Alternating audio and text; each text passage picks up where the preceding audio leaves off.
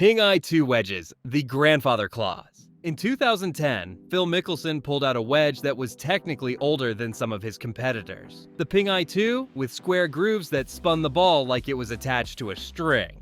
Back in the 1980s, Karsten Solheim revolutionized iron design with the i2's square U-shaped grooves. These weren't your typical V grooves. They grabbed the ball from rough lies and generated insane amounts of spin.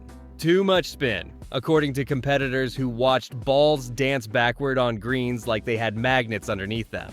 In 1989, the USGA declared the i2's grooves non-conforming, effective January 1st, 1990. But here's where it gets wild. Solheim didn't back down. He sued both the USGA and PGA Tour. The result?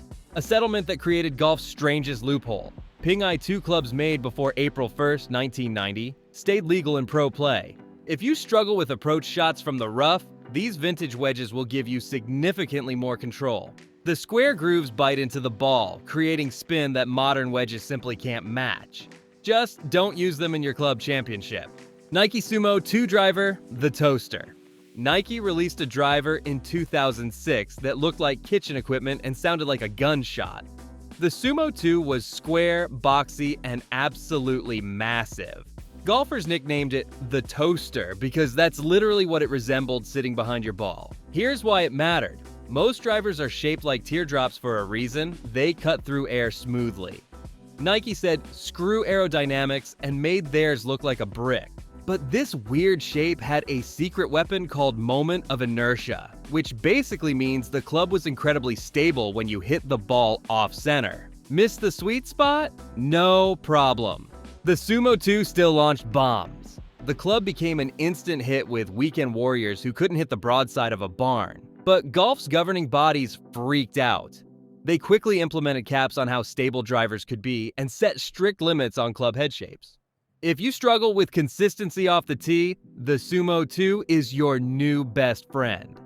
Its forgiveness on miss hits is legendary, and you'll gain distance simply by finding the fairway more often. Plus, that distinctive ping sound will turn heads at your local muni. Callaway ERC2 driver, the international incident. Imagine buying a car that's street legal in California, but gets you arrested in Nevada. That's exactly what happened with Callaway's ERC2 driver in the early 2000s, except with countries instead of states. Callaway engineered the ERC2 with an ultra-thin face that acted like a trampoline. Hit a ball with it, and the face would flex backward, then snap forward, launching shots way farther than normal drivers. It was like having a slingshot attached to your golf club. American golfers went crazy for the distance gains, but there was one massive problem. The USGA tested the ERC2 and declared it illegal for having too much spring effect. Meanwhile, across the Atlantic, Europe's governing body said it was perfectly fine. So you could tee it up in London and bomb drives all day, then fly to New York and face disqualification for using the exact same club. The ERC2 remains one of the longest hitting drivers ever made. If you're looking to add 15 to 20 yards off the tee without changing your swing, this is your ticket. Just keep it in the bag for friendly games only. Belly putters, the anchor ban. Adam Scott was anchoring a long putter against his chest when he won the 2013 Masters. 3 years later, that exact putting stroke became illegal, and Scott had to completely relearn how to putt. Belly putters and broomstick putters weren't your typical putters. They were ridiculously long, sometimes over 4 feet.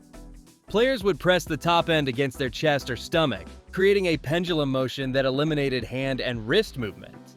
It was like having training wheels for your putter. The stroke was so stable that players started winning major championships with it. Keegan Bradley shocked the golf world by winning the 2011 PGA Championship with a belly putter. Then Ernie Els used one to win the 2012 British Open. Adam Scott followed with his Masters victory. But traditionalists went ballistic.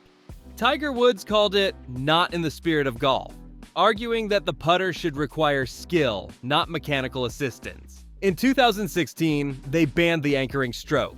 Not the long putters themselves, but pressing them against your body. If you struggle with the yips or inconsistency on the greens, a belly putter could transform your short game overnight. The anchored stroke removes the small twitches and nerves that ruin putts. And since you're not playing on tour, who's going to enforce the anchoring ban during your Sunday foursome? If you're finding this breakdown of banned equipment fascinating, hit that subscribe button right now and turn on notifications. I'm working on a series exposing the secret equipment pros use that's technically legal, but pushes the absolute limits of the rules. Square strike wedge, the infomercial wonder. Late night TV sold a golf club that looked like someone welded a putter to a hockey stick. The square strike wedge promised to eliminate chunk shots around the green. And somehow, it actually worked. Traditional wedges have sharp leading edges that can dig into the ground if you hit behind the ball. That's called chunking, and it's every amateur golfer's nightmare. The square strike looked completely different. Wide sole, rounded edges, and a face that resembled a hybrid club more than a wedge. The infomercial claimed you could putt the ball from anywhere around the green without worrying about technique. Here's the crazy part. It technically met every USGA specification. The club wasn't illegal, just weird looking. But when thousands of weekend golfers started using it successfully, golf professionals and equipment companies panicked. They lobbied the governing bodies, arguing that the square strike exploited loopholes in wedge design rules. The USGA responded by tightening wedge specifications. They implemented strict limits on sole width, leading edge curvature, and bounce angles.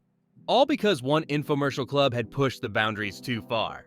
If you dread chip shots and find yourself blading or chunking around the greens, the square strike is a game changer. Its design makes it nearly impossible to hit fat shots, and you can use your putting stroke for consistent contact. It's technically legal, but purists will definitely give you side-eye. Dual-face wedges, the 2-in-1 special. Someone invented a wedge with two different hitting surfaces, one for high soft shots and another for low running shots. It was instantly illegal, but the concept was so appealing that companies kept trying to sneak variations past the rules. Traditional wedges force you to open or close the face to change shot trajectory, requiring skill and practice. Dual face wedges eliminated that learning curve by giving you two distinct lofts on the same club. Flip it over, and your 56-degree sand wedge became a 48-degree pitching wedge. The design made perfect sense for amateur golfers who struggled with short game versatility. Instead of carrying multiple wedges or learning complex face manipulation techniques, you could just rotate the club and hit from whichever side suited your shot. But golf's rules are crystal clear. One striking face per club, period. The USGA doesn't care how convenient or logical your design might be. If it has multiple hitting surfaces, it's not a legal golf club. If you're limited on club slots in your bag or struggle with versatility around the greens, a dual face wedge is like getting two clubs for the price of one. It's perfect for beginners who haven't mastered opening and closing the club face. Just don't pull it out during your club championship.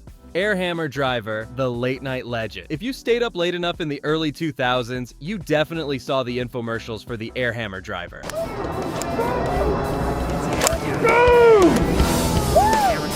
It promised the holy grail of golf, massive distance with dead straight accuracy. And it looked like something from a science fiction movie. The Airhammer's design was bizarre and instantly recognizable. It featured a hollow chamber behind the face that supposedly compressed air upon impact, then released it to provide an additional explosion of power. The commercial showed weekend golfers suddenly outdriving their buddies by 50 yards while maintaining laser-like accuracy. It's like hitting the ball twice with one swing. The enthusiastic pitchman would claim, as dramatic slow-motion footage showed the air chamber compressing and expanding. The club head was massive, even by modern standards, with strange vents and channels that made it look more like a jet engine than a golf club. Some versions even included a power dial that allegedly let you adjust the air compression for different distances. Golf's governing bodies didn't even need to formally ban the Airhammer. Its design so blatantly violated equipment rules about spring-like effect and moving parts that no serious golfer golfer would dare bring it to a real competition. Independent testing eventually revealed what most golfers suspected. The air compression technology was mostly marketing hype. The distance gains, when they existed at all, came from the oversized head and ultralight shaft, not from any revolutionary air compression system. But here's the thing. Some golfers swore by it. The placebo effect in golf is powerful, and if you believe the Airhammer would fix your slice and add 30 yards, sometimes that confidence alone was enough to improve your swing. Beyond the pure novelty and conversation starter value, the Airhammer actually does have an extremely lightweight shaft and oversized head that can help slower swingers generate more club head speed. Plus, there's something wonderfully rebellious about teeing up with a club that looks like it belongs in a museum of golf oddity. Just be prepared for some serious ribbing from your playing partners. Smart clubs with electronics, the digital revolution. Engineers started embedding GPS units, motion sensors, and gyroscopes directly into golf club heads, promising real-time swing feedback and automatic adjustment. The USGA shut it down faster than you could say artificial intelligence. These weren't just clubs with fancy grips or lightweight material. They were essentially computers disguised as golf equipment. Some prototypes could measure swing speed, club path, and face angle at impact, then vibrate to give instant feedback. Others used GPS to calculate exact distances and suggest club selection through tiny LED displays on the shaft. The most ambitious designs promise clubs that could actually adjust themselves during your swing. Imagine a driver that automatically opened or closed its face based on your swing path, or irons that change loft depending on lie condition. The USGA's response was swift and brutal. Absolutely no electronics allowed in club heads during competitive play. Their reasoning was simple. Golf should test human skill, not engineering prowess. For practice purposes, smart clubs are incredible learning tools. They provide instant feedback on your swing without needing a launch monitor or coach. While you can't use them in tournaments, they're perfect for dialing in your technique at the range. Alien wedges, the shank killer. A company called Alien Golf promised wedges that made it impossible to shank shots. They were lying, but their weird design still managed to change wedge rules forever. Shanking is golf's most embarrassing mistake. Hitting the ball off the club's hosel instead of the face, sending it shooting sideways at 90-degree angles. Alien wedges featured ultra-wide soles and bizarre weight distribution that supposedly prevented shanks by making it physically impossible to contact the ball with the hosel. The clubs looked like someone had attached boat paddles to golf shafts. The soles were so wide they barely resembled traditional wedges, and the bounce angles were so extreme that the clubs sat on the ground like rocking chairs. Alien marketed them aggressively to high-handicapped golfers desperate for any solution to their short-game disaster. Here's the problem. The wedges didn't actually prevent shank, and their exaggerated design pushed the boundaries of what constituted a legal golf club. If you're plagued by shanks, these wedges might not eliminate them completely, but the wide sole and offset design do make them less likely. They're also incredibly forgiving on thin shots and bunker play, making them perfect for high handicap. Thomas Golf alignment irons, the aiming assistant. Thomas Golf built actual aiming lines directly into their iron head, claiming they helped golfers set up properly. The USGA said that was cheating, even if the lines never touched the ball. These weren't subtle alignment aids. Thomas Golf literally machined raised rails and aiming bars onto the top lines of their iron. The concept was simple. Line up the built-in guides with your target, and you'd automatically have perfect alignment at address. For golfers who struggled with aim, it seemed like a miracle solution. The clubs gained popularity among amateur players who couldn't consistently aim at their target. The USGA settled the debate by ruling that any club feature designed to help with aiming constituted an artificial aid. It didn't matter that the alignment rails never contacted the ball. Their mere presence violated rules about equipment assistance. If you struggle with alignment, one of the most common amateur mistakes, these clubs are a godsend. They help you square up to your target consistently, which can dramatically improve your accuracy without changing your swing. The history of banned golf equipment reveals the constant tension between innovation and tradition. While these technologies promise straighter drives, more spin, and lower scores, they threaten to fundamentally change what skills the game rewards. For recreational golfers, many of these banned technologies remain available for casual play, and that's the beauty of being an amateur. You can choose which rules to follow when you're just out having fun with friends. If you enjoyed this deep dive into golf's banned equipment, hit that subscribe button and drop a comment letting me know which illegal club you'd most like to try. Thanks for watching, and I'll see you on the first tee.